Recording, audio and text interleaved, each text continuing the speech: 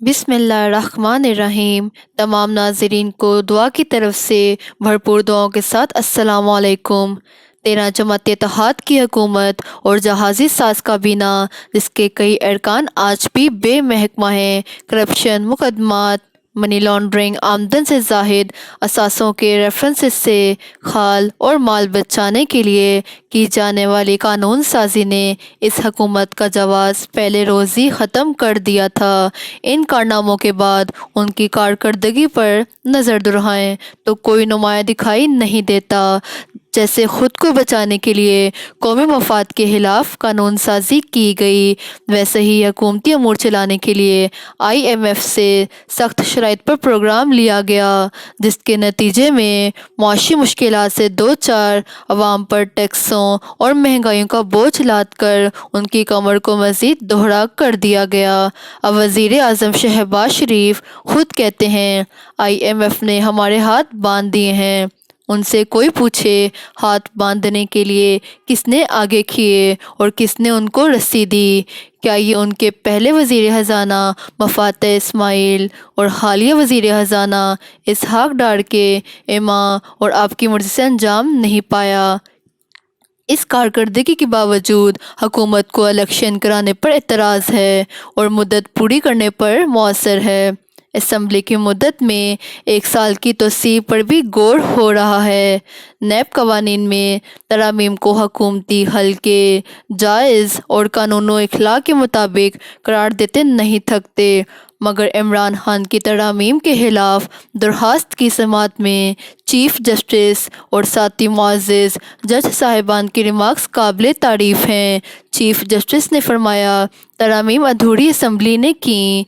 Justice Ejazul एहसान ने remarks दिए, जिन लोगों ने तरामीम की उन्होंने इसका फ़ायदा उठाया। मुल्क की सबसे बड़ी अदालत ने इस हवाले से नियत का भी ज़िक्र किया। ये रिमार्क्स हुक्मरान तबके के लिए काबिल गौर हैं, लेकिन इन्हीं तरामीम की बुनियाद पर मुस्लिम लीग नून नवाज शरीफ की वतन वापसी की राह हमवार कर रही है, जो अब सादिक व अमीन नहीं रहे। झूठी बीमारी को आड़ बनाकर जाली मेडिकल सर्टिफिकेट्स के ज़रिए मुअज़्ज़ज़ अदालत को गुमराह करके इलाज के लिए 6 हफ्तों के लिए बैरून मुल्क गए और 3 साल बाद भी वापस नहीं आए। उनकी ज़मानत देने वाले शहबाज शरीफ भी सादिक और अमीन के मयार पर पूरा नहीं उतरे कि उन्होंने स्टाम्प पेपर पर भी अदालत को यकीन दहानी कराई थी कि वो मुकर्रर मुद्दत में वापस आएंगे, मगर नहीं आए। अब जबकि नैब के हाथ पांव काट कर सबूत भी तफ्तीशी इदारे पर डाल दिया गया, तो उनकी वापसी की राह हमवार हो रही है, यानी बीमारी से निजात, इलाज और अद्वियात से नहीं, बल्कि नैब तरामीम याना खान ने PDM हुकूमत को इक़्तिदार से अलहदगी के बाद सुख का सांस नहीं लेने दिया।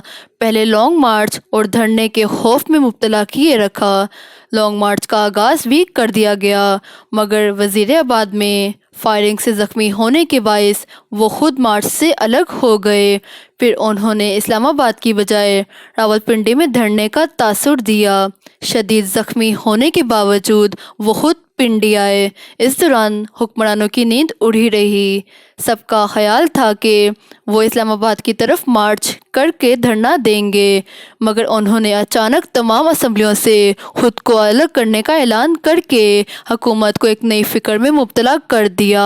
हुकूमती उमा जो सीने पर हाथ मार कर कहते और गारंटियाँ देते थे कि आप पंजाब और खैबर पख्तूनख्वा असम्बली तोड़ें, हम कौमी असम्बली तोड़ देंगे, मगर उस ऐलान के बाद उनका रवैया ही नहीं, मौक़िफ़ और राय भी बदल गई। अब कहते हैं असम्बलियाँ तहलील करें, हम ज़िमनी इलेक्शन करा देंगे, मगर हुकूमत अपनी आइनी मुद्दत पूरी करेगी।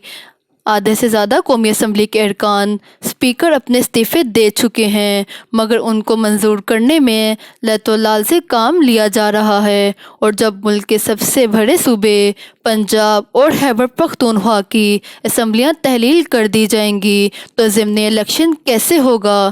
ان کا خیال تھا کہ عمران خان صوبائی اسمبلیوں سے بھی قومی اسمبلی کی طرح ارکان کو استعفے دینے کا کہیں گے، اور جیسے انہوں نے مرکز میں حکومت بنا لی ایسے ہی ان صوبوں میں بھی حکومت سازی کر لیں گے۔ خان نے بھی ایک ایک کر کے اپنے پتے شو کیے اور ہر مرتبہ حکومتی اتحاد کی ہوش اڑا دیے۔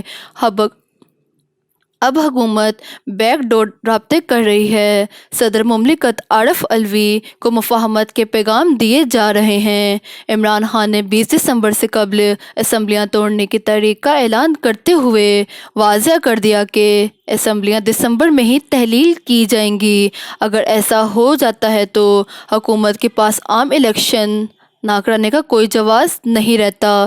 ملکی حالات اس نہج پر پہنچ چکے ہیں جن پر قابو پانے کے لیے ایک ایسی حکومت کی ضرورت ہے جو مضبوط اور مستحکم ہو، جس سے عوام کی مکمل حمایت حاصل ہو، جس کے سربراہ پراعتماد کیے جا سکیں، عالمی سطح پر جس کے بارے میں مثبت تاثر ہو، اور سیاستدانوں کی موجودہ لوٹ میں عمران خان واحد ہستی ہیں جو ملکی معیشت کے ساتھ اندرونی بیرونی خطرات سے نپٹنے کی صلاحیت رکھتے ہیں۔ شدید مالی بحران کے باوجود پنجاب میں پرویز الہی تیزی سے قدم آگے بڑھا رہے ہیں۔ اگرچہ وہ فوری طور پر پنجاب اسمبلی کی تحلیل نہیں چاہتے، اس کے باوجود انہوں نے عمران خان کو یقین دلایا ہے کہ وہ ان کے ہر فیصلے پر آمین کہیں گے۔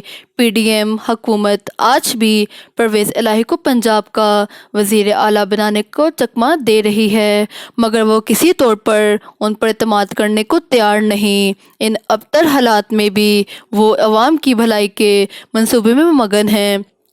کم سے کم اخراجات اور پہلے سے موجود افرادی قوت کو لے کر وہ عوام کی خدمت کے مشن پر کامیابی سے آگے بڑھ رہے ہیں۔ 30 سال تک دستِ گریباں رہنے والوں کو ایک میز پر بیٹھے مشترکہ حکومت میں شامل ہوتے، ایک دوسرے کی وکالت کرتے دیکھ عام آدمی حیران ہی نہیں پریشان بھی ہے۔